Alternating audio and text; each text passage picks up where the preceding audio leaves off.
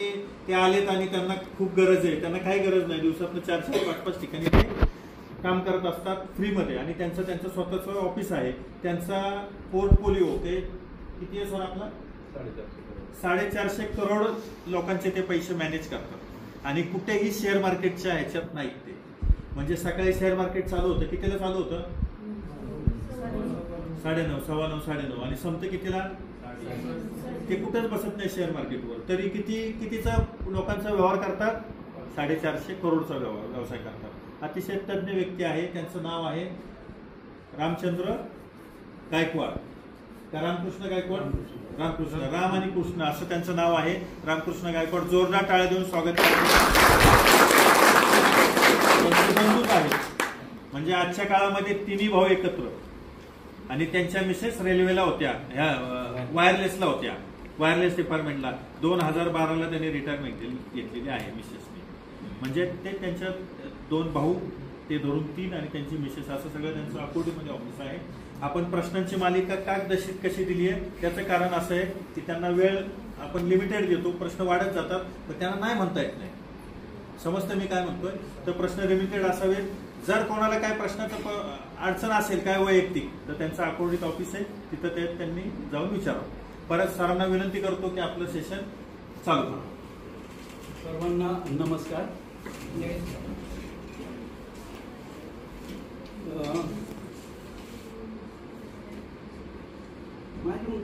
काय ऐकायला आवडेल, म्हणजे कव्हर होतं की नाही ते कळेल. तुम्हाला काय काय ऐकायचं नाही? गुंतवणूक. सर मी येतो. इन्व्हेस्टमेंट, अजून मुलींपैकी महिन्याला मिळणारी जी गुंतवणूक केलेली ती महिन्याला मिळाली, प्रत्येक महिन्यात म्हणजे इन्कम पाहिजे. जेव्हा आफ्टर रिटायरमेंट कधी करत 10 वर्षांनी वगैरे मंथली इन्कम बरोबर.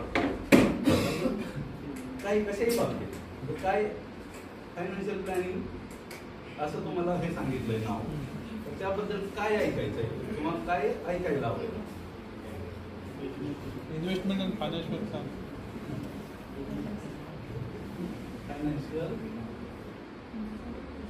प्लॅनिंग. बेटर इन्व्हेस्टमेंट कशात राहील? ऑप्शन. हो हो, बेटर कशात राहील? Better option. अजून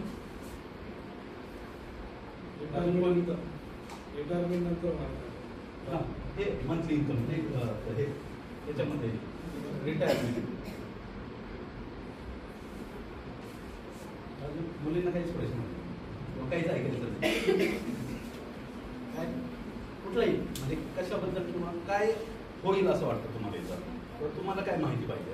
खर्चावर नियंत्रण. एक्सपेन्सेस म्हणजे आपलं नॉर्मली एक्सपेन्स प्लॅन किंवा एक्सपेन्स कसे असावे, त्यामध्ये येईल. परत सेविंग काय असायला, काय असायला पाहिजे, किती असायला पाहिजे. अजून कोणी? इन्व्हेस्टमेंट इन्कम मध्ये इन्व्हेस्टमेंटचा रेशो किती असतो? हां, म्हणजे बेसिकली ते सगळ्यात महत्त्वाचं आहे की इन्कम आल्यानंतर रेशो एक्सपेन्स आणि थर्ड ऑप्शन येतो सेविंग, आणि सेविंग मध्येच येतो नंतर इन्व्हेस्टमेंट. तर हा रेशो सगळ्यांचा बिघडलेला असतो. मेन तो रेशो कळायला पाहिजे. नाहीतर इन्कम किती आलं, त्यात प्रत्येकाने जर 10 वर्षापूर्वीचं इन्कम बघितलं तर आज इन्कम सगळ्यांचं वाढलंय, पण सगळ्यांकडे पैसे शिल्लक आहेत का? म्हणजे इन्कम नसतं वाढलं तरी नसते, इन्कम वाढलं तरी नाही, आणि आज 10 वर्षाचं इन्कम डबल झालं तरी नसणार. ते कशामुळे? हा रेशो बिघडतो सगळ्यांचा. इन्कम आल्यानंतर पहिला खर्च होतो, शिल्लक काहीच राहत नाही, आणि नंतर पुढच्या महिन्याच्या पगाराची आपण वाढ करत असतो. त्याच्यातून असं वाटतं की माझ्याकडे 5-10 लाख रुपये असतील असं सगळ्या मित्रांना त्यावेळेला वाटतं, पण रियालिटी आपल्याला माहीत असते आपल्याकडे काहीच नाही. तर हा सगळ्यात इम्पॉर्टंट आहे. अजून काही एखादा क्वेश्चन अजून हे बघू, नंतर मी तर सगळं कव्हर करणारच आहे. बस झालं. त्यात कुणाला हा प्रश्न नाही पडला की करोडपती कसं बनायचं. किंवा शेअर मार्केटमध्ये खरेच पैसे कसे बनतात किंवा म्युच्युअल फंडमध्ये खरंच पैसे बनतात का? तर सगळे तर म्हणतात की आज तुम्ही एक काहीही म्हणजे खूप कमी लोकांनी ऐकलं असेल की माझे पैसे बुडलेत असं येऊन सांगणारे मित्र मैत्रिणी. पण सगळ्यांनी एक बघितलंय की मी दररोज पैसे कमवतो हे सांगणारे प्रत्येकाचे मित्र मैत्रिणी. बरोबर? जर तो दररोज कमावतो तर मग तो जॉब का करतो? आणि शेअर मार्केट एवढं सोपं असतं किंवा म्युच्युअल फंड एवढं सोपं असतं तर आज सगळेच करोडपती बनले असतात. आजही भारतातले 4% लोक काय इन्व्हेस्ट करतात? शेअर मार्केट आणि म्युच्युअल फंड मध्ये फक्त 7 कोटी लोक इन्व्हेस्ट करतात. म्हणजे जर रेशो काढला तर 4 ते 5% येतो. आणि रिअल इस्टेट एफडी आणि गोल्ड मध्ये 85% लोक इन्व्हेस्ट करतात. म्हणजे 85% लोक जर ते करून आज श्रीमंत नाही बनले म्हणजे काहीतरी कुठेतरी चुकतंय. हे सगळं कव्हर करू आपण. प्रेझेंटेशन होते चालू.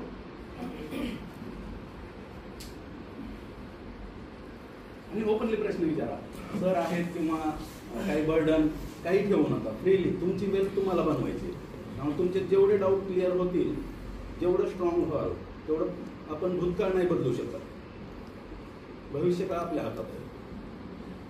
भविष्यात पुढे जाऊन मी डिसिजन घेईन असं केलं तरी घडणार नाही. त्यामुळे डेलीचा वर्तमान काळ म्हणजे आत्ताचं जे आपण डिसिजन घेतो त्याच्यावर आपलं फ्युचर डिपेंड असणार आहे. मी पगार वाढल्यावर नंतर मी हे करेन, मग अजून एखादा 8वा 9वा पे कमिशन आल्यावर मी हे करेन नाही होत. कारण 5व्या पे पासून ऑलमोस्ट तुम्ही 4थ्या पे पासून बघितलं असेल सगळ्यांनी इन्कम कसं वाढलं किंवा लाच जो होता 7th पे. बेसिकली आता प्रेझेंटेशन चालू होत आहे. आता सर म्हटले निगडे सर की माझी ओळख जवळपास मला या फील्डमध्ये झाले 22 वर्ष. सुरुवात केली होती 2002 मध्ये. त्यावेळेस सेन्सेक्स होता 3000, निफ्टी होता 1800. आज सेन्सेक्स किती अंदाजे कुणी एक रॅन्डम ॲक्युरेट नाही आला तरी चालेल 71. अजून कोणी 78,000 सेन्सेक्स चालू. 3000 ते 78,000 ही जर्नी बघितली तर खरंच तुम्हाला ऑप्शन मिळाला असतं तर किती जण श्रीमंत झाले असते? बरेच जण. पण आजही कोणी श्रीमंत नाही झाले. खूप कमी लोक श्रीमंत झाले, 2 ते 3% लोक. ते का झालेत तर सेन्सेक्स किंवा मार्केट त्याच्यामध्ये एक स्ट्रेट लाईन नाही की 18%, 15%, 10% असे एफडी सारखी लाईन नाही. अप डाऊन होतं. त्यामुळे लोकांचे पैसे बुडतात. तर बेसिकली आज RGFS का तर RGFS जवळपास जगभरात 14 ते 15 देशांमध्ये क्लायंट आहे. गेल्या 22 वर्षापासून आणि आज जवळपास 3000 लोकांचे पैसे 450 कोटी आज मॅनेज करतो. त्यामुळे ह्या 450 कोटीमध्ये आणि 3000 फॅमिलीपैकी अशा 2000 फॅमिली आहेत की ज्यांनी पैसे विड्रॉ करून गेलेले आहेत. म्हणजे मार्केट वाढत नाही, रिस्क आहे, पडतं, असे 2000 लोक आहेत. म्हणजे त्या 2000 लोकांसाठी पण मी होतो आणि आजच्या लोकांसाठी पण मी आहे. पण याच्यात प्रॉब्लेम कुठं होतो की ज्यांनी विश्वास ठेवला त्याचे पैसे बनले, ज्यांनी विश्वास ठेवला नाही त्याचे पैसे बनले नाही. आता पोलीसमध्ये जर बघितलं तर माझी बायको 2004च्या एंडच्या बॅचला म्हणजे ऑक्टोबरला त्यांचं हे होतं आणि रिटायरमेंट आपलं ते पेन्शनचं गेल्यानंतर पहिली बॅच त्यांची वायरलेस ऑपरेटर 2005 तिथून सुरुवात केला. तेव्हा तिचे जवळपास 4800 समथिंग पगार होता. 1800 रुपये ठेवून 3000चे SIP त्यावेळेस करायची. त्यामुळे एक लेवल अशी आली की ऍक्टिव्ह इन्कमवर डिपेंड राहायची गरज नाही. आणि ऍक्टिव्ह इन्कमवर डिपेंड नसेल तर तुमच्यापैकी किती जण जॉब सोडतील? जर तुम्हाला आज जो पगार मिळतोय त्याच्या डबल पगार दर महिन्याला येत असेल तर किती जण जॉब सोडतील? नाही सोडणार. आता उलटा प्रश्न आहे माझा. जर गव्हर्नमेंटने सांगितलं की 6 महिने तुम्हाला बिनपगारी काम करायचं, पगार मिळणार नाही, कामाला खरंच याल का? नाही. आणि जेन्युइन प्रश्न आहे, म्हणजे असं नाही. कारण आपण आज इन्कमवर आपल्याला घर चालवायचं म्हणून आज आपण जॉबवर डिपेंड आहे. पण ज्यावेळेस माझं इन्कम मला जॉबपेक्षा डबल येतं त्यावेळेस मी जॉबवर डिपेंड नसणार आहे. तुम्ही म्हणताय ते मी करेन, पण त्यावेळेस मी इन्कमची अपेक्षा पण नाही ठेवणार. मला पगार नाही आला तरी चालेल, मला कुठं चांगल्या ठिकाणी पोस्टिंग किंवा प्रमोशन नाही मिळालं तरी मला चालेल. मी पैशासाठी काम नाही करत, मी शौक म्हणून काम करतो. असे 2 आहेत. तर ती जी फायनान्शियल प्लॅनिंग यायला पाहिजे त्याची सुरुवात आजपासून केली तर कुठंतरी येईल. आज बेसिकली सगळ्यांच्या अकाउंटला समजा 2 कोटी रुपये असतील सगळ्यांच्या अकाउंटला, आणि त्याच्यावर सर म्हटले तसं की मी SWP केली, सिस्टमॅटिक विड्रॉल प्लॅन, आणि ते ॲव्हरेज केलं 8%. तर जवळपास 16 लाख रुपये वर्षाला येतील. 16 लाख म्हणजे 1.25 लाख रुपये महिना, म्हणजे आपण आरामात जगू शकतो ना. पण प्रॉब्लेम कुठं आहे? 2 कोटी. 2 कोटी कुठं आहे? आता ते 2 कोटी क्रिएट करण्यासाठी मी आजपासून जर काही सुरुवात केली तर माझे कुठेतरी 2 कोटी नाही 1.5 कोटी तरी बनतील. काही जणांचे 3 कोटी बनतील, काही जणांचे 1 कोटी बनतील, पण काहीतरी सुरुवात केल्यावर काहीतरी बनतील. आणि ती सुरुवात करण्यासाठी चालू तर होईल. आपण आज जस्ट थोडं हे कव्हर करू.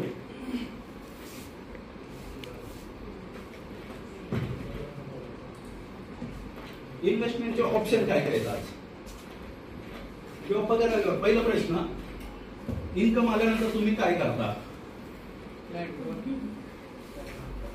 इन्कम आल्या पगार आल्या आपण काय करतो? पहिला हप्ता, म्हणजे सगळे EMI पहिले जातात. दुसरं उरतं काय? खर्च, मुलांचे खर्च, म्हणजे माझे एक्सपेन्स किंवा हाऊस होल्ड. कोण म्हणलं समजत नाही, आणि तेच रियालिटी होते. मंथ एंडला 0. आणि जसं तुम्ही बोलत राहाल ना तर आपला प्रश्न जो आहे ना तो बरेच जणांच्या मनात प्रश्न असतो, फक्त काही जणांची हिंमत नाही होत विचारायची किंवा बोलायची. आता जसं तुम्ही म्हणलात की 0, रियालिटी भरपूर जणांची तीच आहे 0, पण आपल्याला बोलता येत नाही. आता 0 होतं म्हणजे तिकडून एक प्रश्न आला की इन्व्हेस्टमेंटचा रेशो काय पाहिजे. तर ऍक्च्युअल हे जे कॅल्क्युलेशन आहे ना हे जनरली 90-95% लोकांचं हेच आहे. तर त्यामुळे प्रॉब्लेम काय होतो की पहिलं काय पाहिजे, तर मला ते हे पण द्या बरं.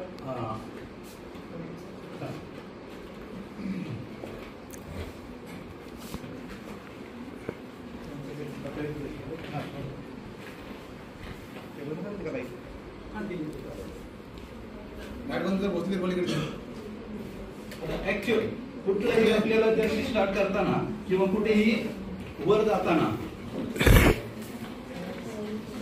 माउंट एव्हरेस्ट चढताना एक शेर्पाची गरज असते. आता तो शेर्पा काय असतो पण त्याला प्रत्येक खाच खळगे सगळं माहीत असतं. खाच खळगे माहीत असतात. काय वातावरण बदलल्यानंतर कुठलं वारं सुटल्यानंतर पुढे काय धोका आहे तो अक्षरशः तो हायवेच्या आणि त्या आकाशात ढग काय आहेत ना त्याच्यावरून तो ओळखतो. त्याच्यावरून तो रिस्क काय हे करतो की पुढे जायचं की आज रात्र इथंच थांबायचं. म्हणजे तो काय करतो, नॉलेज त्याकडे कमी आहे. साऊंड ठेवला तरी चालेल. नॉलेज त्याकडे कमी आहे पण अनुभव जास्त आहे. तो अनुभव जास्त असल्यामुळे तो काय करतो की ऍक्सिडेंट होऊ देत नाही. आणि आपल्या पैशाच्या बाबतीतही तेच आहे की जो माणूस त्या फील्ड मधला अनुभवी आहे ज्याने ते बघून आलाय त्याच्याकडे पैसे द्यायला पाहिजे. आता जर एखादा माणूस शहरात गेलाच नाही आणि आपल्या चावडीवर बसून जर तो सांगत असेल की शहरात असं आहे, मग अशा रस्त्याने जायचं, मग नदी अशी ओलांडायची, मग जंगलातून असं गेलं की पुढं शहर लागतं, पण तो माणूस कधीच गेला नाही. आणि एखादा लाकूड तोड आहे की ज्यांनी दररोज तो जाऊन येऊन जंगलात जातो, मोळ्या तोडतो आणि विकतो शहरात जाऊन. आता आपण त्या लाकूड तोड्यावर विश्वास ठेवणार आहे की त्या गावातल्या चावडीवर बसलेल्या माणसावर? आणि त्याला अनुभव आहे, त्याला माहित आहे की तहान लागली तर कुठं झरा आहे, कुठं विहीर आहे, कुठले प्राणी कुठल्या बाजूला येतात, कधी येतात, त्यामुळे त्याला अनुभव आहे. सेम तसं मग अशी मी जे सांगितलं 22 वर्षाचा अनुभव आहे. 2002ला स्टार्ट केलं, आज 450 कोटी, 2000 फॅमिली, 100% ऑनलाईन आहे. आता ते 450 कोटीमध्ये 300 कोटी ज्या लोकांचे पैसे आहेत त्या लोकांनी मला बघितलं नाही, मी त्यांना बघितलं नाही, पूर्ण ऑनलाईन. इन्कम आल्यानंतर सगळ्यात पहिला आपण खर्च करतो. मुद्दामून अक्षर मोठे ठेवले, थोडंफार वाचलं तर सेव्ह करतो आणि त्यातून सेव्हिंग झालं तर इन्व्हेस्ट करतो. आता सेव्हिंग आणि इन्व्हेस्टमेंटमध्ये फरक काय? सेव्हिंग म्हणजे तुम्हाला 5-6-7% व्याज मिळणारे रेग्युलर FD वगैरे बँक अकाउंट किंवा घरात ड्रेसमध्ये कपाटात किंवा धान्याच्या ह्याच्यात पैसे ठेवणारे म्हणजे सेव्हिंग झालं. इन्व्हेस्ट म्हणजे काय की इन्व्हेस्ट म्हणजे तुम्हाला त्या तुमची जी महागाई रेट आहे देशातला त्याच्यापेक्षा जास्त रिटर्न मिळायला पाहिजे. आता FD मध्ये माणूस श्रीमंत का नाही बनत? तर FDचा आजचं व्याज किती आहे अंदाजे? 7-7.5. महागाई किती आहे? जवळपास तेवढीच. म्हणजे ऍक्च्युअल आपल्या पैशाची ग्रोथ किती आहे? 0. पण आपण काय म्हणतो, माझे 1 लाखाचे 1,07,000 झाले 1 वर्षानंतर. पण ज्या वस्तू आज मी 1 लाखाच्या घेणार होतो त्याचा भाव पण 1 लाखाच्या वस्तूंचा भाव 1,07,000 किंवा 8,000 झाला आहे. म्हणजे मला रिटर्न 0 आले. इन्व्हेस्टमेंट म्हणजे काय की मला महागाईपेक्षा 2-5% जास्त रिटर्न मिळायला पाहिजे. म्हणजे मी ती आज लाखाची वस्तू घेतोय ती 1,07,000 त्याची किंमत होणार आहे, पण माझ्या इन्व्हेस्टमेंट मला 1,10,000 करून देणार आहे. तर मी ॲब्सोल्यूट 3% कमवले, त्याला रिअल रेट म्हणतात. महागाई मायनस हे. आता हे ऑप्शन जे सांगितलं कॅश पहिला ऑप्शन, त्यात काय लिक्विड किंवा इमर्जन्सीला पाहिजे हे जे आपण म्हटलं इथं की लिक्विडिटी किंवा याच्यामध्ये दुसरं आहे इक्विटी. इक्विटी म्हणजे शेअर्स. बिझनेस की मी बिझनेस केला तर मला इन्कम जास्त येणार आहे पण रिस्क पण आहे. सेम तसं मी शेअर्स जर बिझनेस म्हणून बाय केले तर मला प्रॉफिट जास्त येणार आहे पण रिस्क पण आहे. आपण शेअर मार्केटकडे शेअर म्हणून बघतो, बिझनेस म्हणून नाही बघत. तो मेन प्रॉब्लेम होतो. आता शेअर मार्केटमध्ये पैसे बुडतात म्हणजे सगळ्यात मोठा फटका कुणाला बसायला पाहिजे? कंपनीच्या मालकाला. त्यांनी सगळ्यात पहिले शेअर्स विकायला पाहिजेत. पण तो त्या शेअर्सकडे शेअर्स न बघता बिझनेस म्हणून बघतो, आपण शेअर्स म्हणून बघतो. आपण लगेच 100 रुपयाचा भाव 90 झाला की विकून टाकतो. आणि तो बिझनेस म्हणून काय करतो, 100 रुपयाचा भाव 90 झाला की तो आपल्याकडून 90 रुपयाला बाय करतो आणि त्याचा 90चा 110 झाला की आपण बाय करतो. त्यामुळे आपण आपले पैसे महागात इन्व्हेस्ट करतो, स्वस्तात बाहेर पडतो. कुठल्याही गोष्टीत प्रॉफिट कमवायचं साधं प्रिन्सिपल काय? एकदम साधं, साध्या भाषेत साधं प्रिन्सिपल काय? प्रॉफिट म्हणजे काय?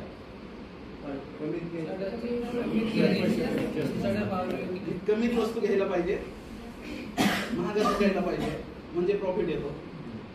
शेअर मार्केटमध्ये पण तेच आहे ना, मी कमीत शेअर घ्यायला पाहिजे आणि महागात विकायला पाहिजे. पण नॉर्मली 90% जनता काय करते, महागात शेअर घेते आणि कमीमध्ये विकते. उलट पाहिजे. आणि एकदम सिंपल प्रिन्सिपल आहे की स्वस्तात घ्या, महागात विका. नॉर्मली आपण करतो महागात घेतो, स्वस्तात विकतो. फिक्स्ड इन्कम मग तुमचे जेवढे काही DCPS किंवा GPF वगैरे बॉन्ड, LIC, EPF हे सगळे फिक्स्ड इन्कममध्ये येतात. रिअल इस्टेट सगळ्यांचं फेवरेट, रिअल इस्टेट आणि गोल्ड. असं कोणीच नसेल की ज्याचे रिअल इस्टेट आणि गोल्ड मध्ये पैसे नाही. आता प्रत्येकाचे याचे ऑन अन ॲव्हरेज रिटर्न किती असतील? कॅश किंवा सेव्हिंग अकाउंट मध्ये पैसे असतात ते 2%. सेव्हिंग अकाउंटचं व्याज 2 ते 2.5% असतं. घरात जर कॅश काढून ठेवलेले असेल व्याज 0. म्हणजे ऑन अन ॲव्हरेज कॅशचे रिटर्न 1 ते 3% पकडू आपण. म्युच्युअल फंड किंवा शेअर्सचे रिटर्न ऑन अन ॲव्हरेज किती आहेत? 10-11. गेल्या 44 वर्षाचे रिटर्न आहेत 16%. गेल्या 10 वर्षाचे रिटर्न आहेत 15%. गेल्या 5 वर्षाचे रिटर्न आहेत 15%. गेल्या 1 वर्षाचे रिटर्न आहेत जवळपास 22%. गेल्या 3 महिन्याचे रिटर्न आहेत -8%.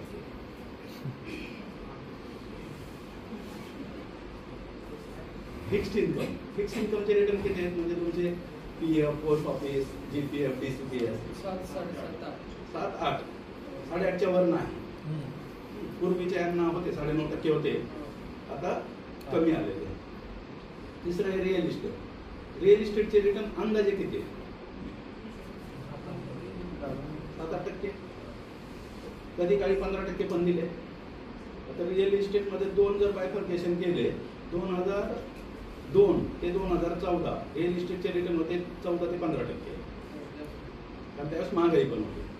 पण लोकांचे 5 आणि 6 वर्षात फ्लॅट डबल झाले म्हणून तिथं अजून दुसऱ्या लोकांनी जाऊन घेतले की माझे पण डबल होतील. आणि आज 12-14 मध्ये ज्यांनी घरे घेतलेत ना त्यांची किंमत आज जवळपास डबलच्या जवळपास आहे. गेल्या 10 वर्षात कुणी घर घेतलेलं आहे? कोणी? अंदाजे कितीला घेतलं होतं? 42. आणि आज त्या सोसायटीमध्ये विकलं तर कितीला विकलं जाईल? बरं मला तुमचं घर विकत घ्यायचं असलं तर कितीला जाईल? कितीला? आता 42ला घेतलं 45ला विकणार. किती वर्ष झालं? 3 वर्ष झालं. 3 वर्षात 3 लाख वाढले. पण 3 वर्षात तुम्ही व्याज किती दिलं बँकेला? 9 लाख रुपये व्याज दिलं जवळपास. कारण 22-25 हजार हप्ता असेल. म्हणजे जवळपास 2.5-3 लाख रुपये व्याज दिलं. म्हणजे जवळपास 7.5-8 लाख रुपये व्याज दिलं. प्राईस वाढली 3 लाखांनी. म्हणजे 4 लाख आजही आपण लॉसमध्ये. गेल्या 10 वर्षात कुणाचं घेतलेलं आहे? 10-15 वर्षात. रिअल जे शेअर करतील ना ते बाकीच्यांना पण कळेल. आता गेल्या 10 वर्षात पिंपरी चिंचवडमध्ये राहावे कुठेही घ्या 2012 ते 14च्या प्रॉपर्टी आज 30-35 लाखाला होत्या 2 BHK. आज 65-70 लाखाला. म्हणजे ॲव्हरेज रिटर्न गेल्या 10-12 वर्षाचे किती आहेत पिंपरी चिंचवडमध्ये? 6 ते 7%.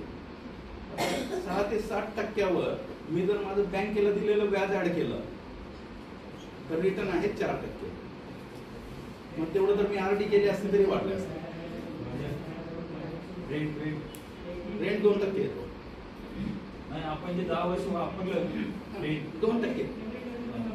तो रेंट मी जरी माझ्या लोन अमाऊंटला दिला तर 6% रिटर्न. कारण रेंट कसा असतो तुम्ही जेवढ्याची व्हॅल्युएशन आहे ना प्रॉपर्टीचा त्याच्यात 2 ते 3% रेंट असतो. म्हणजे आज तुमचं जे घर आहे 45 लाखाचं ते जर मी भाड्याने घेतलं तर मला रेंट किती द्यावं लागेल? 12-14 हजार तुमच्या सोसायटीत घर मिळत आहे तर 12,000 म्हणजे 1,44,000. ते जर 45 लाखाला जर दिवाळी केलं तेवढं रेंट लिहिलं असतं. आणि ह्याच्यामुळे ज्यांचे स्वतःचे घर आहेत ते दुसरं जे घर घेतात ना इन्व्हेस्टमेंट म्हणून ते तिथं अडकून जातात. कारण रेंटल यील्ड येते 2 ते 3%. तुम्ही बँकेला व्याज भरता 9%. ॲव्हरेज प्रॉपर्टी प्राईस वाढली 5-6%. तुम्ही कायम लॉसमध्येच. आणि एखादे घर घेतलं की विकायची हिंमत कधीच कोणाची होत नाही. सेम गोल्ड एकदा घेतलं की परत विकलं कधीच जात नाही. गोल्डचे गेल्या 10 वर्षाचे रिटर्न किती असते? एक अंदाज गेस. 9% बरोबर. ऍक्च्युअल 9% गेल्या 10 वर्षाचे रिटर्न आहे. गेल्या 3 वर्षाचे रिटर्न आहेत 15%. गेल्या 1 वर्षाचे रिटर्न आहेत 20%. म्हणजे पुढे त्याच रेटनी गोल्ड वाढणार आहे का? चान्स कमी. कारण ह्या लॉकडाऊनच्या अगोदर गोल्ड होतं 42-45 हजारला. 2014 मध्ये गोल्ड होतं 33,000. 14 ते 20 पर्यंत गोल्ड हार्डली 3-4% वाढलं होतं. नंतर या लॉकडाऊन नंतर डायरेक्ट 45 वरून 81 गेलं आणि 81 वरून आज 75 आहे. आता किती जणांचे पैसे शेअर्स किंवा म्युच्युअल फंड मध्ये असते? 80,000, 81,000. आणि त्या दिवशी 81,000चं सोनं घेतलं असतं. म्हणजे एका दिवशी गेले, PNG मध्ये गेले, 81,000 सोनं घेतलं आणि इकडे 81,000 मार्केटमध्ये लावले. आज दोन्हीकडचे पैसे 75,000 रुपये. माणूस कुठली वस्तू विकेल? शेअर्स विकेल, सोनं विकणार नाही. कारण दोन्हीमध्ये लॉस तेवढाच आहे. पण ते मग लगेच म्हणतो की मी लॉंग टर्म मुलींच्या लग्नाला येईल, फ्युचरसाठी येईल. आणि पहिली गोष्ट, आपल्यापैकी कुणाचीच बायको सोनं विकायला देणार नाही. एकदा घरात आलं की ते लॉक झालं, ते बाहेर इम्पॉसिबल आहे. गोल्डची माहिती असते आपल्याला, त्याच्या शुअरिटी आहे, शेअरची माहिती नसते ना की कुठला इथं बेटर आहे, कुठला इथं ठीक तो एक प्रॉब्लेम. तो एक नंतर मला प्रश्न, तो आठवण करून द्या.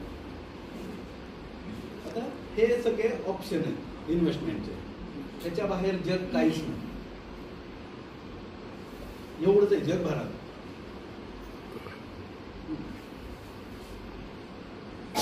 तुमच्या प्रश्नाचं उत्तर आलं किंवा जे मगाशी म्हणले पीपीएफचे रिटर्न 12-14% होते. त्यावेळेस तुमचे जीपीएफचे पण रिटर्न तेवढेच होते. आता जीपीएफचे रिटर्न 7-7.5% आले. एफडीचे रिटर्न जे 50च्या जवळपास असेल ना कोणी, मला तर नाही दिसत कोणी, पण त्यांनी 12-14% एफडी केलेले. नंतर 10%. आज त्या एफडी लॉकडाऊन मध्ये 5-5.5% आल्या. आज परत त्या 6-6.5% आल्या. सोन्याचे रिटर्न 94 मध्ये 0.5% वाढलं, नंतर 8%, 0.5%. आता इथं 20% सोनं पडलं 97 मध्ये. इथं 3% मायनस, 10% मायनस, 5% मायनस, इथं 3% मायनस, इथं 29% वाढलं, इथं 32, 25, 19 वाढलं, इथं 17. म्हणजे सोनं ही ॲश्युरिटी देत नाही की दरवर्षी वाढेल याची. कारण सोनं लिंक आहे ग्लोबल मार्केट बरोबर, सोनं आणि ऑइल. त्यामुळे तिथं ॲश्युरिटी नाही की दरवर्षी तेवढंच वाढेल. तिथंही भाव मार्केटप्रमाणेच वाढतात.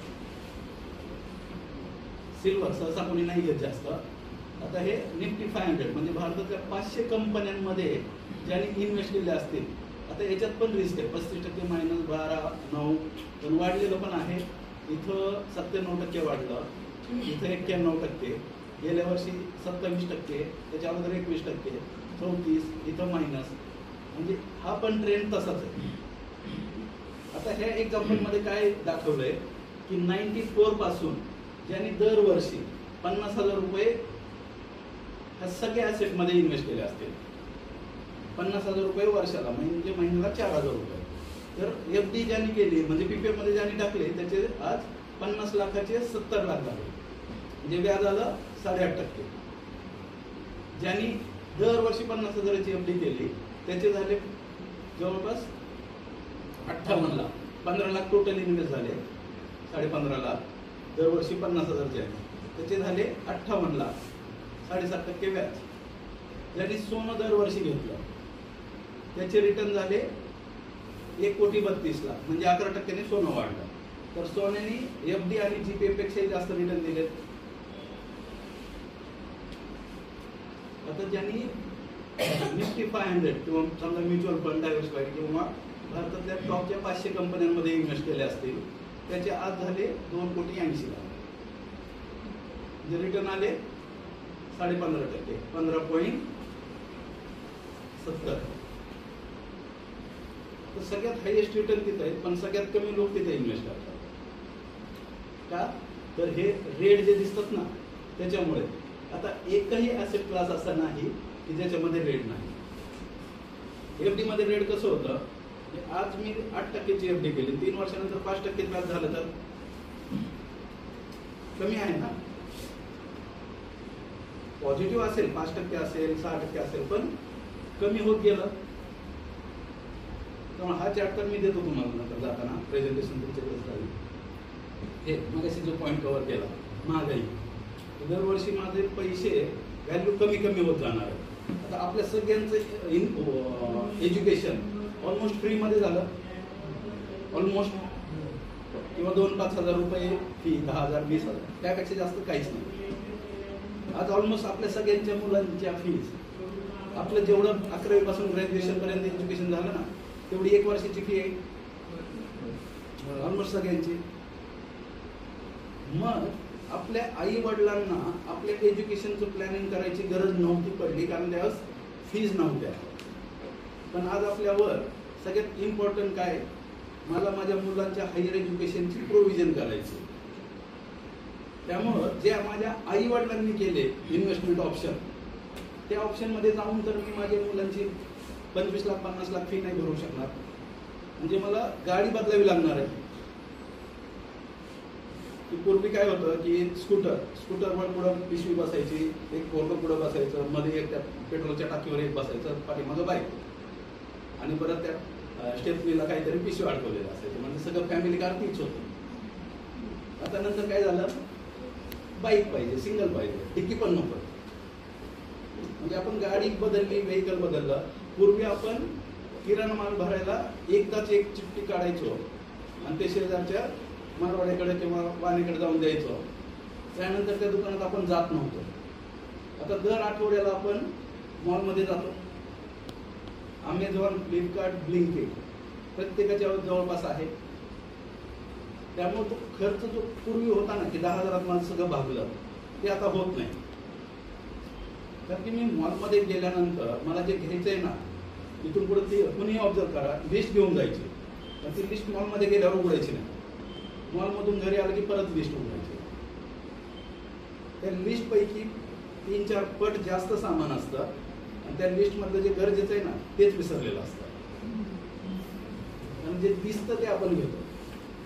आता तुम्हाला दोघांनाही एक प्रश्न की जीन्स टी शर्टवर सेल चालू आहे, तुम्हाला एक जीन्स आणि एक टी शर्ट घ्यायचे, आणि मुलींनाही सेल की तुम्हाला एकच ड्रेस घ्यायचा किंवा एकच साडी घ्यायची. म्हणजे दुकानात गेल्यानंतर सेल लागलेला असतो, 2 वर 1 फ्री, 2 ड्रेसवर 1 dress free, 2 jeans T shirt घेतलं की 1 जीन्स टी शर्ट फ्री. आपण किती घेऊन येऊ बाहेर? गरज कितीची होती? त्याच्यामुळे ते पैसे वाचत. आपल्यापैकी जेन्युन हे स्वतःला विचारा, शाळा कॉलेजमध्ये असताना आपल्याकडे किती ड्रेस होते? 1 किंवा 2. कधीतरी कोणाला मिळायचा आणि कोणाचं तरी लग्न असलं तर ते, मग तेच वर्षभर धुवून पुरवून तेच वापरायचे. आज आपल्या घरात आपले आणि मुलांचे किती ड्रेस नंबरही येत नाही. आणि असं आपल्यापैकी बसणाऱ्यापैकी असा एकही जण नसणार नाही की पुढच्या 6 महिन्यात त्यांनी ड्रेस नाही घेतला. प्रत्येक जण येणार आहे. तो पैसा जो इन्व्हेस्टमेंट किंवा सेव्हिंगला जायला पाहिजे तो त्या अशा लाईफस्टाईल एक्सपेन्सेसमध्ये जातो. त्यामुळे आपण लाईफस्टाईलच्या नावाखाली एन्जॉय करतोय आणि ज्यावेळेस ऍक्च्युअल जेन्युइन गरज पडेल ना त्यावेळेस आपल्या हातात काहीच नसणार आहे. हे तेच की आजचे जे 30,000 आहेत ते ऍक्च्युअल 20 वर्षानंतर 80,000 लागणार आहे. म्हणजे जर आज कोणी समजत असेल की माझं घर 30,000 चालतंय तर ते ऍक्च्युअल 20 वर्षानंतर 80,000 पाहिजे, तर आपण 30,000ची लाईफस्टाईल जगू शकतो. पण आपले आई वडील 3 ते 5 हजारात घर चालवायचे. आज तेवढं तर आपलं फक्त मोबाईलचं बिल, नेटफ्लिक्सचं चार्जेस आणि डिश टीव्ही किंवा ह्याचं तेवढ्यातच संपून जातात. सेम की इन्व्हेस्टमेंट का पाहिजे तर 1 लाखाची व्हॅल्यू 20 वर्षानंतर ऍक्च्युअल 35,000च होणार आहे. म्हणजे आजचे 1 कोटी असतील तरी ते तुमचे त्यावेळेस 35 लाखच होणार आहे.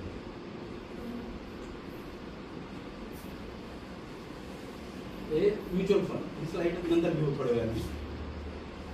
Golden rule. म्युच्युअल फंड किती जणांना माहित आहे?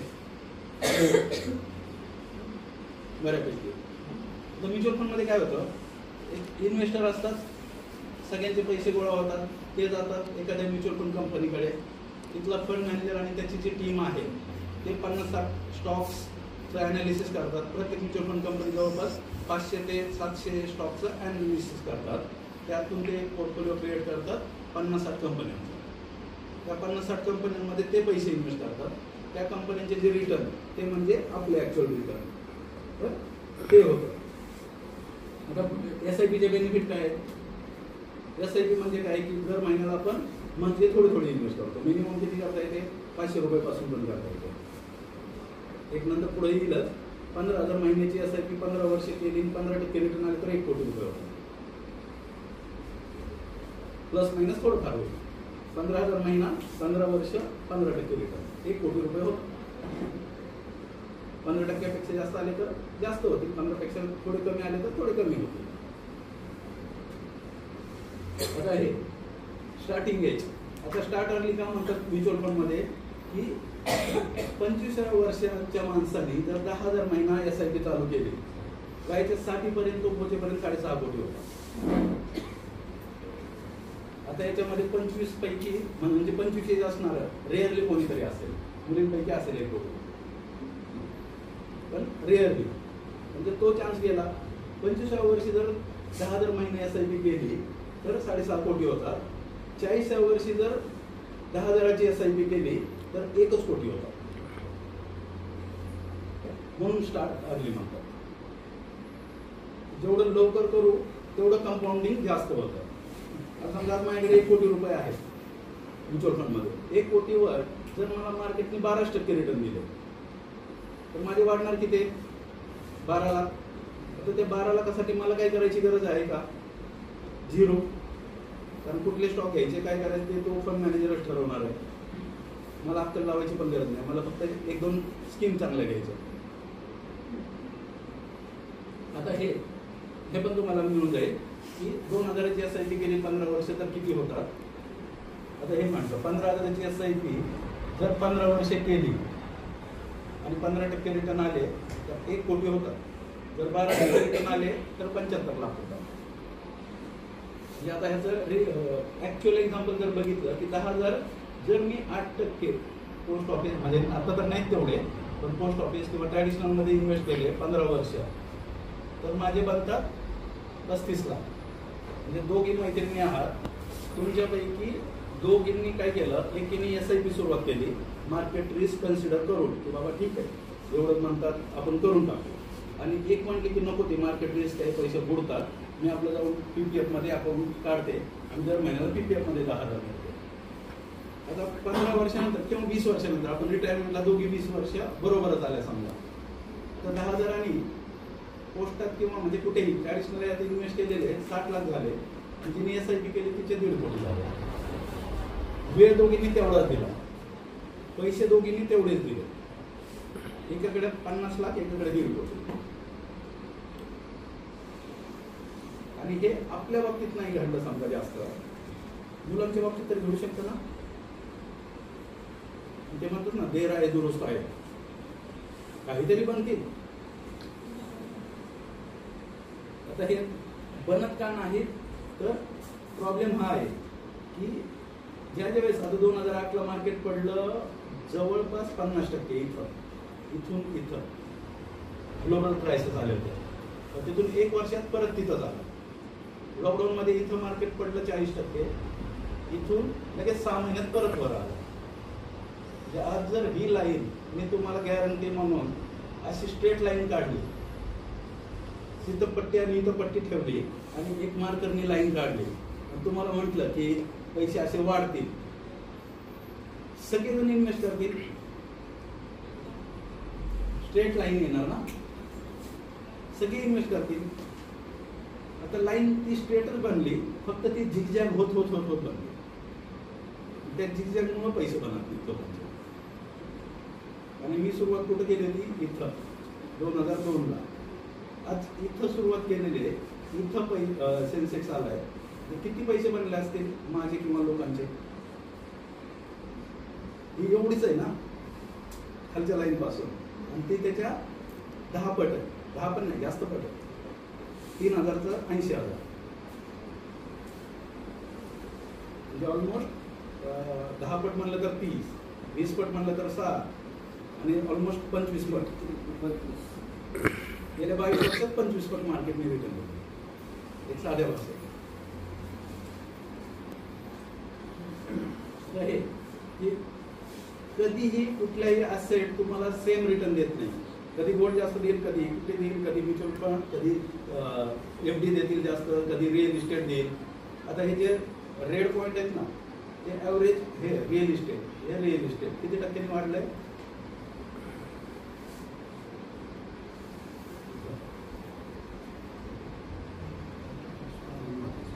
FD पेक्षा जास्त असणार खूप रेअर केसमध्ये. सोनं किती वेळेस वाढलं जास्त? इथं 8% वाढलं, इथं 21%, इथं 27%, इथं 11, 27% वाढलं. म्हणून कुणी घेतलं असेल दुसऱ्या वर्षी डायरेक्ट लॉस. कुणी लॉस भावच वाढत नाही म्हणून घेतलं नसेल पुढच्या वर्षी डायरेक्ट 11%.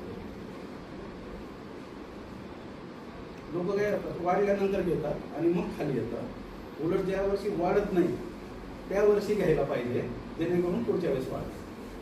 आपण उलट करतो.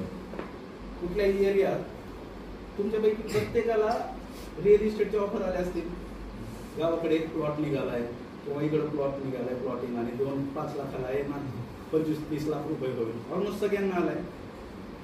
त्यातले कमीत कमी 4-5 जणांनी तरी घेतलेले असतील, जरी आज नाही बोलले तरी. आज त्यांनी त्या प्लॉटिंगचं व्हॅल्युएशन काढून बघावं. खूप क्वचित ठिकाणी वाढलेले. ते का नाहीत वाढत? जर मला माझी ती लँड आहे आणि मला माहित आहे की पुढे जाऊन वाढणार आहे, ती लँड मी आज का विकेल? कधी कुठलं ट्रान्झॅक्शन करताना मध्ये हा विचार करायचा की आपल्याला काय सांगितलं जातं, इथून DP रोड जाणार आहे, इथून कॅनल येणार आहे, इथून मोठा रोड जाणार आहे किंवा इथे इंडस्ट्री येणार आहे. आणि आपल्याला म्हटलं जातं की आज घ्या, गुंतवणूक करा, 3 वर्षानंतर भाव डबल होणार आहे, 2 वर्षानंतर भाव डबल होणार आहे. आता जो विकतोय त्याला आपल्यापेक्षा जास्त अक्कल पाहिजे त्या एरियातली नसणार, मग तो का विकतोय? साधा बाळगोट प्रश्न आहे. त्याच्या डोक्यावरचं ओझं कोणाच्या तरी डोक्यावर टाकतं आणि आपण तिथं फसतो आणि आपण ते बाय करतो आणि नंतर कधी विकतही नाही. का तर 10 वर्षानंतर वाढतील भाव, मग पोरं बाळांना राहायला होईल, घर बांधू, फार्म हाऊस बांधू. आता हे पॉईंट की गेल्या 87 पासून एवढं मार्केट एका वर्षी पडलं ह्या पॉईंटमुळे. एका वर्षी. पण जो 3 वर्ष थांबला त्याचे रिटर्न पुढच्या 3 वर्षात एवढे आले.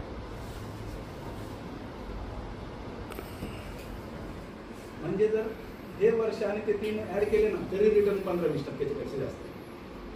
पण ज्यावेळी पडतं जोरात तिथून झपकन वाढतं. आता लॉकडाऊनच्या अगोदर तुम्ही सगळे भेटला असता आणि सेशन असं झालं असता आणि तुम्ही सगळे जोशमध्ये येऊन मला 1-1 लाख रुपये दिले असते जानेवारी 20 बरोबर आजपासून 4 वर्षापूर्वी.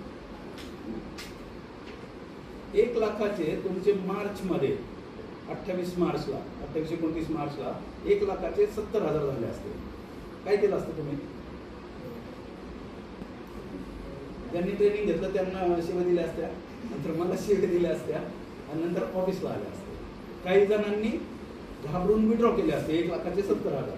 काही जण भेटल्यानंतर म्हटले असते की बाबा आपण घेऊ, सर सांगताय किंवा राम सांगतोय म्हणून ऐकू जा. तर 1 लाखाचे 70 झाले 2 महिन्यात आणि 70चे आज 2.25 लाख झाले. आता 4 वर्षात 1 लाखाचे 2.25 लाख झाले. 4 वर्षात पैसे डबल झाले. म्हणजे ॲव्हरेज रिटर्न 25% आले. पण पहिल्या 2 महिन्यात काय झालं? 1 लाखाचे डायरेक्ट 70 आणि ते कधीही होऊ शकतं. आणि हे पॉईंट ना तुमच्या लाईफमध्ये कधीही येऊ शकतात. ज्या दिवशी तुम्ही डिसाईड कराल ना की आज मला इन्व्हेस्ट करायचे, नेमकं पुढचंच वर्ष असं येऊ शकतं. त्यावेळेस तुम्ही पॅनिक न होता वेट करायला पाहिजे हायेस्ट रिटर्न मिळण्यासाठी. आता हे 3, 5, 7 वर्ष म्हणलं जसं 21%, 16%, गेल्या 15 वर्षाचे रिटर्न किती आहेत? 14.5%. गेले 10 वर्ष जवळपास सगळे ॲव्हरेज 15+ आहेत. तेवढेच येतील का माहीत नाही. कमी येतील जास्त येतील. आणि गेल्या 40 वर्षाची हिस्ट्री काय सांगते, 15.5% रिटर्न दिलेत सेन्सेक्स गेल्या 44 वर्षापासून, म्हणजे आपल्या जन्माच्या वेळेपासून 16.5% रिटर्न दिले. ज्यांनी इन्व्हेस्ट केले त्यांचे बनले, म्हणजे रिटर्न तर बनले, फक्त ते आपल्याला मिळाले नाही. हे रीडिंगचे पुस्तक आहेत. तर मेन काय, कहीं पोहोचने के लिए कहीं से निकलना जरुरी होता है. तर आपल्याला लाईफमध्ये चांगली जर्नी मिळते. आता याच्यासाठी काय, तर तुम्हाला इथून मुंबईला जायचं आहे, तुम्ही इथे विचार करत बसलात मला मुंबईला निघायचंय, मला निघायचंय, गाडीला स्टार्टरच नाही मारला किंवा रेल्वे स्टेशनवर गेलाच नाही. मुंबईला कधी पोहोचाल तुम्ही? कधीच नाही. प्लॅटफॉर्मवर गेला, तिकीट काढलं, तिकीट पण काढलं नाही, तिकीट खिडकीच्या तिथं जाऊन थांबला. आयुष्यात कधी मुंबईला पोहोचेल? कधीच नाही. म्हणजे त्या गाडीत बसावं लागेल आणि ती गाडी तर मुंबईला जाणारच आहे. पण मध्येच जर लोणावळ्याला तुमचं मोठं ट्रॅफिक लागलं आणि ॲक्सिडेंट झाला म्हणून तुम्ही उतरलात गाडीतून, ती गाडी अर्धा एक तास लेट होऊन परत मुंबईला पोहोचणारच आहे. पण मग तुम्ही पोहोचणार आहात का? नाही, लोणावळ्यातच थांबणार आहे ना. तर जर्नी होणारच आहे, फक्त आपण त्या गाडीत किंवा त्या प्रवाहात उतरायचं की नाही, तो प्रत्येकाचा प्रश्न आहे. आणि कुठलेही काही डाऊट असतील, नंबर आहे, ईमेल ID आहे. कुठलेही इन्व्हेस्टमेंट बाबतीत इन्व्हेस्ट करा किंवा करू नका, हा सेशन सरांनी तुम्ही इन्व्हेस्ट करावेत किंवा माझी मार्केटिंग करायची याच्यासाठी काहीही नाही. मी कधीही कुठल्याही सेशनमध्ये कधीच कुणाचा नंबर घेत नाही आणि कधीच कुणाला फोनही नाही करत. ज्याला क्वेश्चन आहे, डाऊट आहे, अजून माहिती पाहिजे, नंबर आहे. आणि तुम्ही माहिती घेतली, मी परत तुम्हाला फॉलोअप करतोय, कधी करणार शक्यच नाही. गेल्या 22 वर्षात ते केलं नाही. तर माझं काम आहे एज्युकेट करणं, त्यातून काय घ्यायचं ते घ्या. बरेच जण असलेले आहेत. आत्ताही तुमच्या स्पीडमधलं सांगतो एक शेवटचं, की रिअल इस्टेटमध्ये आणि ट्रेडिंगमध्ये पोलिसांमध्ये फसलेले 50,000 ते 16 लाखापर्यंतचे एक्झाम्पल मी ह्या एका महिन्यात बघितलेलं. एका महिन्यात, डिसेंबर आणि आता जानेवारीचे 10 दिवस, एकाने 16 लाखही बुडवले. आणि रिअल इस्टेटमध्ये पण कोणीतरी सांगण्यावरून त्यांनी प्लॉट घेतला आणि आज तो प्लॉट आहे त्या भावात पण विकला जातो. आणि ते पण काय केलंय, कर्ज काढून घेतलं. सोसायटी 10-10.5% सोसायटी काढायची, अशा ठिकाणी पैसे लावायचे की तिथं वाढतच नाही, म्हणजे डबल तो हे झाला, डबल लॉस झाला. आता काही कोणाचे प्रश्न असतील तर तेवढे घेऊ आपण. नंतर तर आहेत इंडिव्हिज्युअल प्रश्न विचारायला तुम्ही कधी येऊ शकता. एक ऑफिस FC रोडला आहे, तुमचे पोलिसांचे ड्रेस शो पण तो पल त्याच्याबरोबर पाठीमागचं शॉप, तिथं एक ऑफिस आहे. आणि एक ऑफिस जे गणेश विजनमध्ये थिएटरच्याच बिल्डिंगमध्ये पायऱ्या चढताना वरच दिसतो board, Ram Gaikwad financial services mutual fund SIP house. तिथंही कधीही आला तरी चालेल. आणि जेन्युअन गायडन्ससाठी कधीही या, ऑलवेज. मला वाटतं माझं झालंय. तुमचे काही क्वेश्चन असतील, डाऊट असतील, विचारू शकता. 5 दिले प्रश्न विचारा की.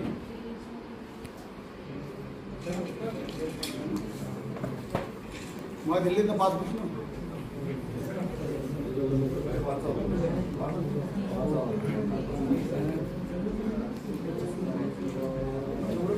पडता येईल तेवढं.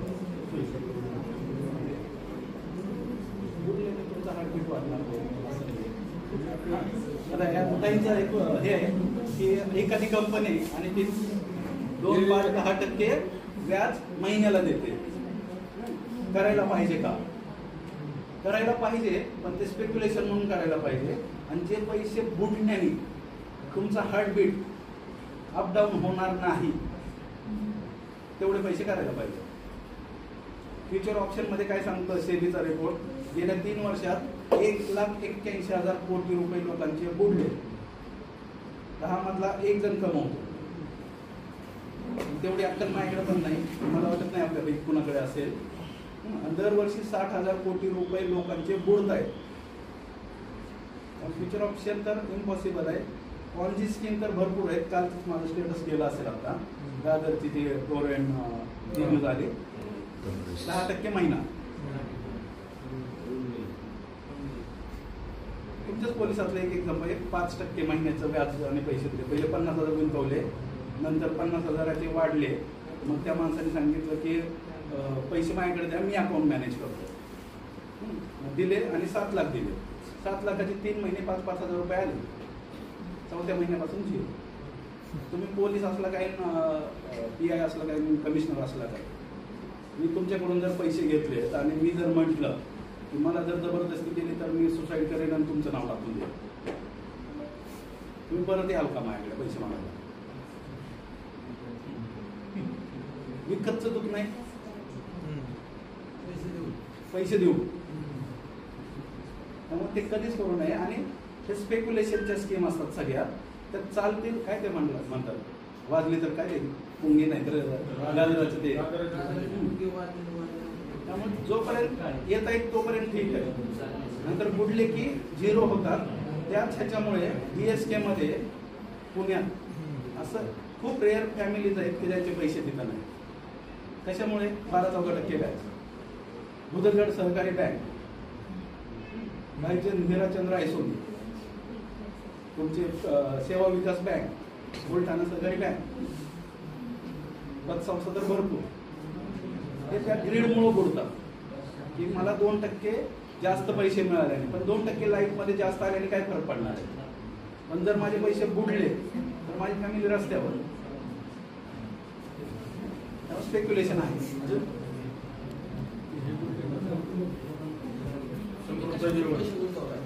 माझे स्वतःचे. आणि दुसरा प्रश्न आहे की सर्वसाधारण माणसाने कशामध्ये पैसे? तर माझे पर्सनली माझे सगळे पैसे, सगळेच्या सगळे पैसे फक्त म्युच्युअल फंड, SIP आणि थोडेफार शेअर्समध्ये. माझं ज्यावेळेस इन्कम चालू झालं 2002ला, बिझनेस चालू झालं 2005ला, पहिली SIP केली. तिथून सगळे पैसे माझे SIP मध्ये गेले आणि काही पैसे शेअर्समध्ये, ज्या शेअर्सचे भाव मी कधी बघतही नाही. महिन्यातून एकदा, 15 दिवसातून एकदा बघतो, कधीही बघत नाही. त्यामुळे सर जसं म्हटलंय ना की मार्केट, मला मार्केटचं नॉलेज नाही, मार्केट मी बघतही नाही. पण एक माहीत आहे की ज्या बिझनेसमध्ये मी पैसे इन्व्हेस्ट केलेत ना ते बिझनेस चालणार आहे. तुम्हाला साधी गोष्ट सांगतो, म्हणजे स्टॉक मार्केट कसं घ्यायचं. तुम्ही जी गाडी चालवता ना त्या गाडीचे शेअर्स घ्या, त्या गाडी जिथं पेंट होते तिचे शेअर्स घ्या, त्या टायरचे शेअर घ्या, तुम्ही ज्या गोळ्या खाता त्या गोळ्यांचे शेअर्स घ्या, तुम्ही जे नेटवर्क कनेक्शन वापरता त्या नेटवर्क कनेक्शनचे शेअर्स घ्या, तुमचं जिथं बँकेत अकाउंट आहे त्या बँकेचे शेअर्स घ्या, तुमच्या घराला तुम्ही जो पेंट लावता त्या पेंटचे शेअर्स घ्या, एशियन पेंट,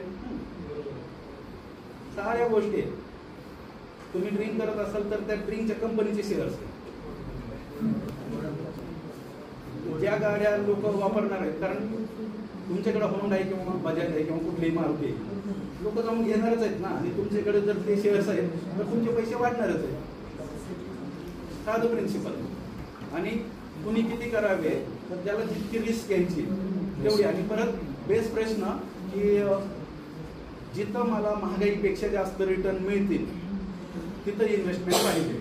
तर एक जनरल थंब रूल काय आहे की तुमचं जी सॅलरी इन्कम येतं त्याचे 40% जास्त हप्ते नसायला पाहिजे. प्रत्येकाने कॅल्क्युलेट करून घ्या नंतर घरी गेल्यावर. 40% जास्त हप्ते नसायला पाहिजे. 30 ते 35% तुमची लाईफस्टाईल खर्चिक नसायला पाहिजे. त्यामुळे 20 ते 25% तुमचे हे इन्व्हेस्टमेंटला बाय डिफॉल्ट जायलाच पाहिजे.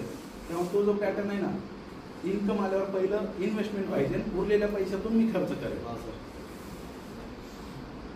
तर त्या ह्यानी थोडं गोल्डही पाहिजे, थोडं रिअल इस्टेट पाहिजे, थोडं FD पाहिजे आणि मॅक्झिमम पैसे SIP किंवा ह्याच्यात पाहिजे. SIP आणि ETF म्हणजे काय करतो? सेमच. एक्सचेंज ट्रेडेड पण एक दोन्ही सेमच. अर्धा एक सर्वसामान्य व्यक्तीने डायरेक्ट स्टॉकमध्ये करायला पाहिजे का SIP मध्ये?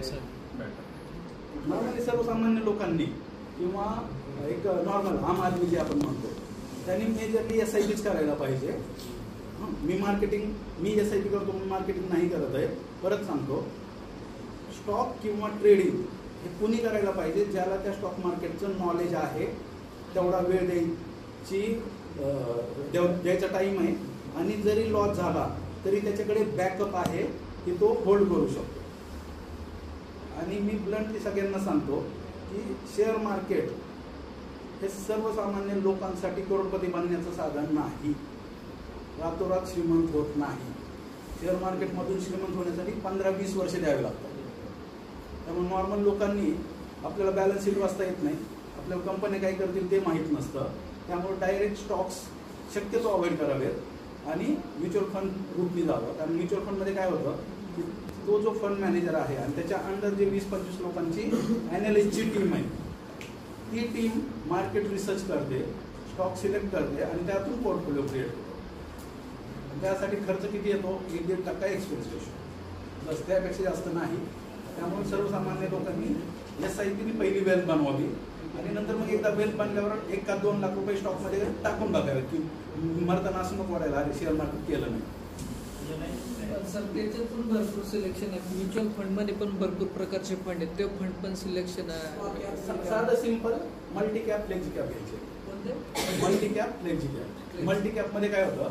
25% लार्ज कॅपमध्ये जाणार आहे, 25% मिड कॅपमध्ये जाणार आहे, 25% स्मॉल कॅपमध्ये जाणार आहे, आणि उरलेले 25% त्या फंड मॅनेजरला जे वाटतं की कोणतं सेक्टर जास्त किंवा कोणतं हे जास्त जाणार आहे त्यामध्ये तो अलोकेट करतो.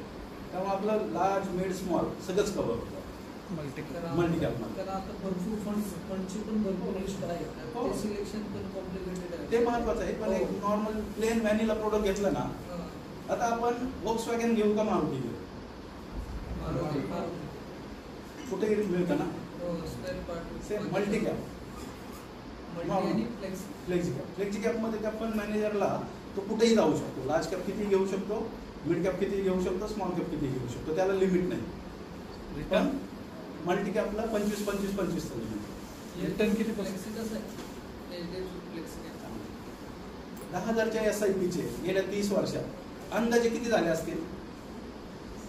95ला फंड आला तो, डिसेंबरला 30 वर्ष कंप्लीट झाले. 10,000 रुपयाची SIP 30 वर्षात जवळपास किती झाले? 10,000 × 30 60 महिने 36 लाख इन्व्हेस्ट झाले जवळपास. 36 लाखाची आजची व्हॅल्यू किती असेल? 20 कोटी. 20 कोटी बनणारे किती लोक आहेत? 0.5% पण. का नाही बनले? तर तो ज्यावेळेस आला नंतर 97-98ला कमी रिटर्न दिले, वाईट त्या केतन पारेखच्या वेळेस मार्केट पडलं, त्यावेळेस लोकांनी घाबरून निघून टाकले. तेव्हापासून इन्व्हेस्ट केलेले आज कोणीच नाही, किंवा रेअर खूप कमी असतील ज्यांना ते माहीतच नाही की मी घेतलं. त्यामुळे रिटर्न गेल्या 25 ते 30 वर्षात जेवढ्यांच्या 10,000चे SIP कुठल्याही mid cap, multi cap, flexi cap type फंडमध्ये त्याचे आज जवळपास 24 ते 30 लाखाचे 5 ते 15 कोटीच्या रेंजमध्ये पैसे बनले. 5 कोटी ते 15 कोटी. म्हणजे एखाद्याने 25 वर्षापूर्वी जॉब चालू केला असेल, आज तो रिटायरमेंटला पोहोचला, आज पैसे नव्हते म्हणा तेवढे, पण एक ॲव्हरेज काढला तर जवळपास आज 5 ते 10 कोटी रुपये आहेत. 10 कोटीवर मी 10% जरी व्याज घेतलं ना, 1 कोटी होतं. 1 कोटी डिवायडेड 12, 8 लाख महिना. 8 लाखात मी डबल SIP केलं. SBI bank. अजून तुमचे काही क्वेश्चन, डाऊट? प्रश्न 5 दिले विचारा दे. 5 टाकले व्हॉट्सअपवर टाकले ना मुले. 5 वर्षासाठी पण असतात सर. विचारा दे. 5 वर्षासाठी SIP असतात, 1 वर्षासाठी असतात, 6 महिन्यासाठी. आणि SIPचं काय की कंपल्शन नाही तुम्हाला की मी आज चालू केली आणि 20 वर्ष मला कंटिन्यू करायची, किंवा आज चालू केली मी आणि 15 वर्ष कंटिन्यू करायची. आज मी चालू केली, 3 वर्षानंतर माझ्याकडे हप्ता वाढला काहीतरी, मी बंद करू शकतो. आज 10,000ची सुरुवात केली, 1-2 वर्षानंतर मला काहीतरी हप्ता वाढला किंवा खर्च वाढला, मी ती 5,000वरही आणू शकतो, 2,000वरही आणू शकतो, किंवा 10,000ची मी 15-20,000ही करू शकतो. दुसरं आहे ते SIP मध्ये मी अधूनमधून 1 टाइम इन्व्हेस्टही करू शकतो. म्हणजे मार्केट पडलं की मी 10-20,000 रुपये एक्स्ट्रा ॲडिशनल टाकून देईल त्याच SIP मध्ये. बाउन झालं तरी प्रॉब्लेम नसतो. हां, कारण डाऊन झालं की मी स्वस्त घेतोय ना. बाउन्स म्हणतो EMI बाउन्स झाला तर तो बँक चार्ज. SIP जर बाउन्स झाली तर म्युच्युअल फंडवाले काहीही चार्जेस घेत नाहीत. काहीच प्रॉब्लेम बँक तुमची ECS बाउन्स चार्जेस घेते. बस तेवढंच फक्त, बाकी म्युच्युअल फंडवाले काही नाही. कारण म्युच्युअल फंडवाल्यांना काय, तुम्ही पैसे दिले तर ते इन्व्हेस्ट करणार, तुम्ही नाही दिले तर नाही करणार.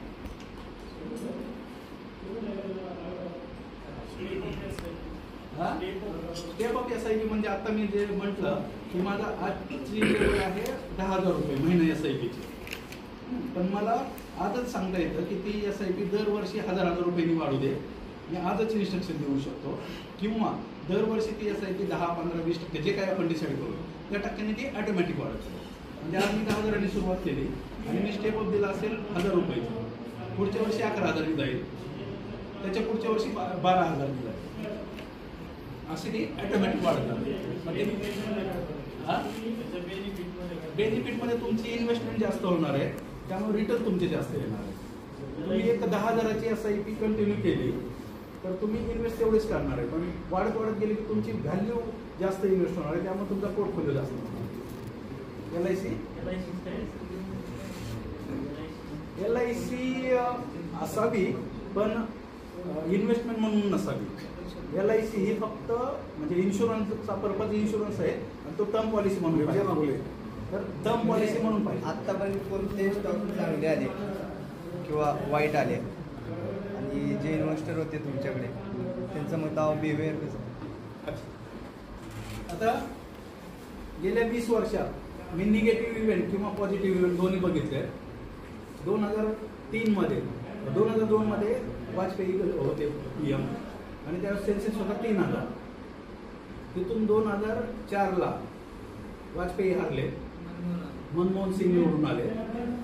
तो रिझल्ट निगेटिव्ह लागला मार्केटला, कारण मार्केटला वाटलं होतं की वाजपेयी, पण वाजपेयी हारले. मार्केट 20% डाऊन एका दिवसात, खाली डायरेक्ट बंदच. आणि मग सोनिया गांधीचं नाव अनाऊन्स होणार, त्या गडबडीत नंतर मनमोहन सिंगांचं नाव अनाऊन्स झालं. मार्केटने तिथून जी रॅली पकडली ती 2007 पर्यंत 30% वाढलं मार्केट, 30% अॅन्युअल. 2008ला ग्लोबल क्रायसिस आला, त्यावेळेस मार्केट पडलं 50%. नंतर 11, 12, 13 मार्केटचे रिटर्न होते 4%. 14 मध्ये वाजपेयी आपलं मोदी निवडून आले, मार्केटने रिटर्न दिले 100%. 15-16 मध्ये तेच झालं. नंतर नोटबंदी आली, त्यावेळेस मार्केट थोडं खाली आलं. नंतर GST आला, मार्केट थोडं खाली आलं. लॉकडाऊनमध्ये मार्केटनी 40% लॉस केलं. लॉकडाऊन लागला 26 मार्चला. तिथून मार्केट आज 42,000 वरून 26,000 मार्केट आलं, आणि आज 26,000 वरून 75,000. म्हणजे लॉकडाऊन पासून, लॉकडाऊनचा दिवस पकडला 26 मार्च, 25,000 सेन्सेक्स होता, आज 75,000. म्हणजे 4 वर्षात 3 पट वाढले. आता ह्याच्यामध्ये ज्यावेळेस मार्केट पडलं त्यावेळेस ज्यांनी घाबरून पैसे काढले, काढतातच म्हणून पैसे बनत नाहीत, आणि जे थांबले त्यांचे पैसे खूप बनले. आणि ज्यावेळेस मार्केट डाऊन टोटल गेलं त्यावेळेस ज्यांनी हिंमत करून इन्व्हेस्ट केले त्याचे अजूनच जास्त पैसे बनले. त्यामुळे बिहेवियर जे आहे ना, की माझा स्वभाव हाच माझा दुश्मन असतो. की जुगारात एकदा पैसा गेला ना की आपण तो पैसा वसूल करण्यासाठी परत जुगार करतो, आणि अजून खड्ड्यात जातो. आणि ते पैसे वसूल करण्यासाठी नंतर मी आप्पा म्हणा, तुम्ही म्हणा, तुमच्याकडे येणार, ह्या ताईकडे जाईन आणि म्हणे मला 50,000 रुपये दे, मी 2 दिवसात आणून देतो. आणि ते पैसे लावतो, इकडे जुगारात पैसे जातात. म्हणजे शेअर मार्केट आपलं F&O म्हणा, किंवा पत्ते म्हणा, किंवा कुठलाही जुगार, F&O पण जुगारच आहे. मी लावतो, ते पैसे बुडतात. मग ह्या ताईला काय मी 2 दिवस तोंड दाखवत नाही, ती काय माझ्याकडे येत नाही मागायला लवकर. असे माझे 10-12 लोकांकडून पैसे घेऊन झाले ना की मी काय, पण माझी सवय नाही मुळत. त्यामुळे जुगार हा सगळ्यात वाईट आहे. मग तो शेअर मार्केटचा असो, नाहीतर पत्त्यांचा असो, नाहीतर कुठलाही असो. त्यामुळे बिहेवियर जे आहे शांत राहायचं. मार्केट खाली गेलं की शांत राहायचं. स्पीड ब्रेकर आला की आपण ब्रेक दाबतो, पुढे ट्रॅफिक लागलं की हळू चालतो, आणि रस्ता मोकळा दिसला की 80च्या स्पीडने आपण कव्हर करतो. लोकांचं बिहेवियर तेच, घाबरून विड्रॉ करतात, हिंमत नाही होत कोणाची, म्हणून लॉस होतो. त्यावेळेस डोळे बंद करून धृतराष्ट्र बनायचे, बघायचं नाही मार्केट. अजून तुमच्यापैकी कोणी? तुमच्यापैकी तर सगळ्यांनी ना मुलांच्या नावावर आजपासूनच SIP चालू करा सगळ्यांनीच. मुलांच्या एज्युकेशन इव्हन यांना पण की मुलांच्या एज्युकेशनच्या 2-5 हजार जे काय होतील ते होतील. ग्रॅज्युएशनच्या दिवसापर्यंत त्या पैशाकडे बघायचंच नाही. तुम्ही कुठेही करा, मी म्हणत नाही माझ्याकडेच, कुठेही करा SIP करा, फक्त मुलांच्या एज्युकेशनचे आणि ज्यांना रिटायरमेंट बेनिफिट नाही त्यांनी तर DCPS आहे, LPS आहे, त्याबरोबर एखादी SIP चालू करून ठेवा आणि ती रिटायरमेंटपर्यंत त्याच्याकडे हातच लावा. कारण आज ज्यांची मुलं 1ली, 2री, 5वीत असतील ना त्यांच्यासाठी बेस्ट टाईम आहे. कारण कंपाऊंडिंगला जास्त वेळ मिळणार. ज्यांची मुलं 8वी, 9वीला आहेत त्यांच्यासाठी तेवढा बेस्ट टाईम नाही, कारण 4-5 वर्षात पैसे लागणार. पण काही न बनता काहीतरी बनते. त्यामुळं इन्व्हेस्ट करताना फायनान्शियल गोल्स डोक्यात ठेवा. मुलांचं एज्युकेशन, मुलींचं लग्न, नंतर आपलं रिटायरमेंट. मुलं सांभाळतील आपल्याला ही अपेक्षा कुणीही ठेवू नका. आणि बेसिक काय होतं, आपल्यावर जर आपल्या बहीण भावांच्या किंवा आई वडिलांच्या जबाबदारी ॲडिशनल आल्या, आई वडिलांच्या तर म्हणत नाही मी, पण ॲडिशनल आल्या, पण भरपूर आई वडिलांची केस ती आहे, मुलं सांभाळायला समर्थ नाही, तर आपण आपल्या इन्कममधून ते भागू शकणार आहे का? नाही भागू शकत. आज माझं घर चालत नाही तर मी अजून 2 घरं कसं चालू शकेल? मग आपल्यावर जर वाईट वेळ आली तर आपलं घर चालवणारं कोणी आहे? कोणीच नाही. म्हणजे आपलं काहीतरी फायनान्शियल प्लॅनिंग चुकलंय. ते चुकलंय त्याचा विचार आज रात्री व्हायला पाहिजे की माझ्या आयुष्यात काय चुका घडल्या त्या परत नाही होणार आणि इथून पुढे मी काहीतरी चांगलं करेन. अजून बाकी तर कॅल्क्युलेटर असते, आपण 5,000 भरतो, 5 वर्षासाठी टाकलं ते 3 लाख होतात. कॅल्क्युलेटर केलं त्याच्यात दाखवतात की 5 वर्षांमध्ये तुम्हाला 7 लाख भेटते. तेवढी अमाऊंट भेटते. टक्के तर ते सेम आले ना मार्केटचे रिटर्न. आता एक साधी गोष्ट सांगतो,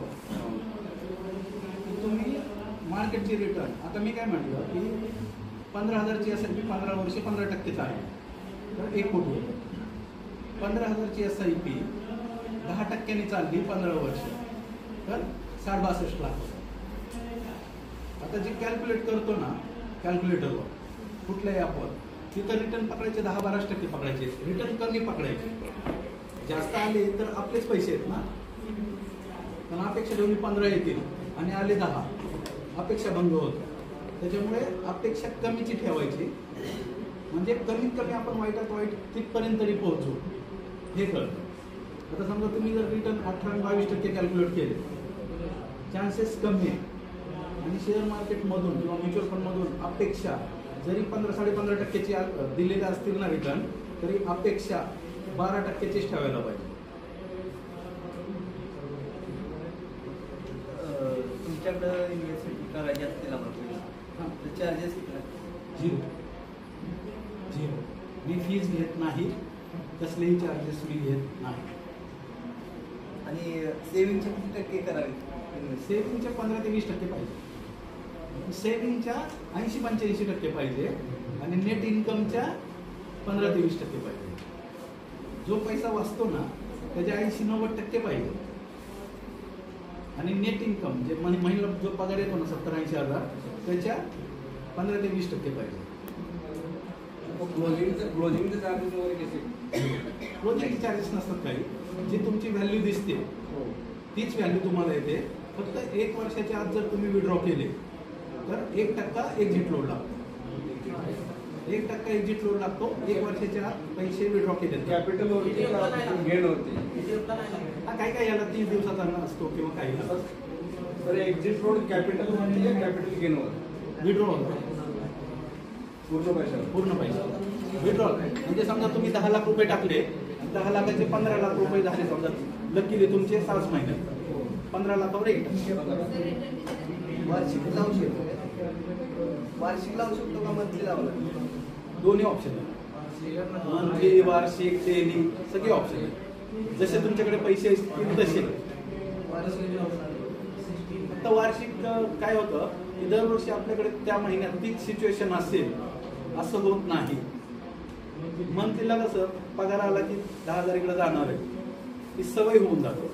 समजा आपल्याकडे आता सध्या आहे सेविंग ते टाकू शकतो करता येईल. म्हणजे समजा माझ्याकडे 5,000 हां. तर ते 1 लाख टाकतो म्हणजे बाबा काय झालं तरी आपण सोडून देऊ शकतो. किंवा ते 5 लाखातले अलोकेशन काय करायचं 3-1 लाख रुपये सेफला ठेवायचे म्हणजे बॉन्ड्स फंडला 2% इक्विटीमध्ये करायचे. ज्यावेळेस तुम्हाला 6-8 महिने 1 वर्षानंतर कॉन्फिडन्स येईल त्यावेळेस तुम्ही चेंज कधीही करू शकता इक्विटी टू डेट. नाहीतर आज ग्रीडमुळे आजच मी 5 लाख टाकले 5 लाखाच्या पुढच्या महिन्यात झाले 4 लाख तरी ठीक आहे. त्यापेक्षा हळूहळू करायचं. कोरोनाच्या काळात लावलं लॉंग जर्नी.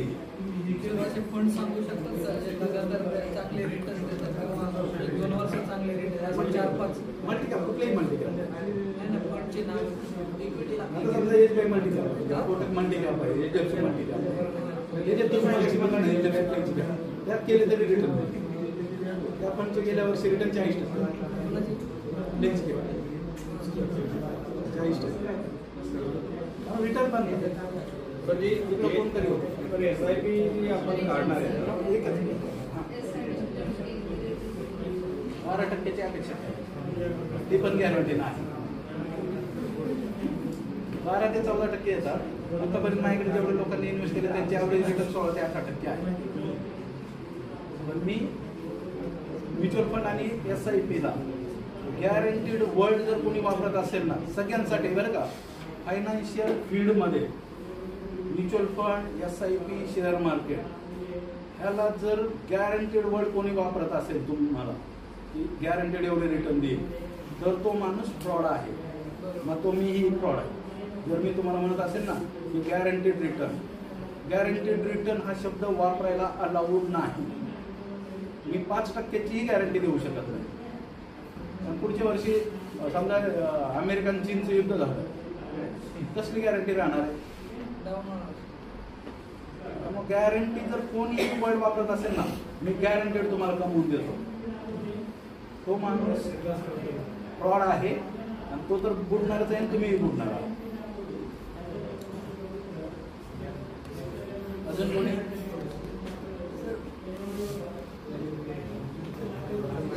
म्हणजे इन्व्हेस्टमेंट आपण SIP म्हणून आहे ती SIP आमच्या नावावरती असतो.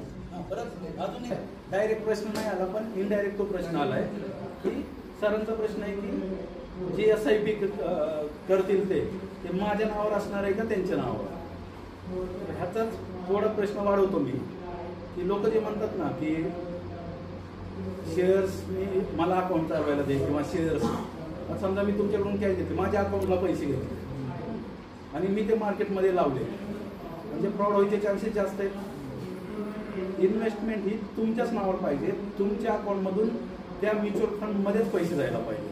मध्ये कोणीही नसायला पाहिजे. मी फक्त मध्ये ॲडवाईस करायला आहे पण तुमचे पैसे तुमचा चेक त्या कंपनीच्या नावानेच जायला पाहिजे किंवा ट्रान्सफर करताना त्या कंपनीच्या नावेच जायला पाहिजे. शेअर्स घेता नाही तुमचं जिथं डीमॅट अकाउंट आहे समजा ICICI SBI किंवा शेअरखाना किंवा कुठलंही त्या अकाउंटलाच पैसे जायला पाहिजेत. ब्रोकरच्या अकाउंटला पैसे नाही जायला पाहिजे. नाहीतर मी काय करेन तुम्हाला सगळ्यांकडून 1-1 लाख रुपये घेईन सगळ्यांना एक स्टेटमेंट आणून दाखवेन तुमचे एवढे वाढले 3ऱ्या महिन्यात मी काय तुम्ही कुठं पकडणार आहात मला. आणि हे सगळीकडं होतं त्यामुळं गॅरंटीड वर्ड आणि दुसऱ्याच्या नावावर कधीच नाही करायचं. माझा अपस्टॉकचा आहे माझं अपस्टॉक किंवा सेम केस झिरोद आहे ग्रो आहे स्मॉल केस आहे. समजा मला करायचं असेल करू शकतो कुठेही पाहिजे कुठेही पाहिजे फक्त इन्व्हेस्टमेंट पाहिजे. तुम्हाला ऑफिसला भेटायला हवं आलं तर चांगलं आलं तर त्याचं पर्सनल पण डिस्कस करतो. कारण मी हे जनरलाइज सांगितलंय. आता प्रत्येकाचे गोल वेगळे असतील. एखाद्याला दरवर्षी फिरायला आवडत असेल एखाद्याला इन्व्हेस्ट करायला आवडत असेल एखाद्याला मुलाबाळांच्या लग्नासाठी खूप पैसे पाहिजेत आणि 2-4 असे पण असतील इकडचे पण आणि इकडचे पण. एकच आयुष्य मिळालंय आता एन्जॉय नाही करायचं तर समजा 5 लाख हे केले इन्व्हेस्टमेंट केले वार्षिक तरी किती रिटर्न भेटतील. 10 ते 12% 10 ते 12% पकडायला पाहिजे. वार्षिक भागिले करायचे. वार्षिक महिन्याला काय नाही, महिन्याला देणारा बुडवणारच आहे. महिन्याला देणारा महिन्याला रिटर्न्स पाहिजे. ते 7% काढायला पाहिजे. 7 ते 8% SWPची म्हणतो ना आपण, ती 7 ते 8% करायला पाहिजे. पण ती कशी, माझं जर फंड 10% वाढत असेल तर एक अझम्पशन आहे. जर फंड 10% वाढत नसेल तर ते 60% तुमच्या कॅपिटलमधून बाहेर येणार. प्रॉफिट नाही, तुमचं कॅपिटल मायनस होणार. त्यामुळे SWPचं कॅल्क्युलेटर जनरली कॅल्क्युलेशन काय आहे, 1 कोटी रुपये तुम्ही ठेवा आता किंवा 50 लाख, 1 कोटीवर तुम्ही 60% विड्रॉ केले, 7%. आणि एक अझम्पशन काय आहे की मार्केटमध्ये तो फंड 10% रिटर्न देईल किंवा 9%. म्हणजे तुमच्या कॅपिटलला टच न होता दरवर्षी 7 लाख रुपये तुम्हाला मिळतील. 7 लाख डिवायडेड 12 म्हणजे जवळपास 60,000 रुपये मिळणार. पण ते अझम्पशन काय आहे, तुम्ही 60% विड्रॉ करताय आणि तुमचा फंड 10% वाढतो. ते जर उलट झालं की तुमचे रिटर्न येत आहेत 7%, 10% तुम्ही विड्रॉ करताय, तर तुमचं दरवर्षी 3% कॅपिटल मायनस आहे.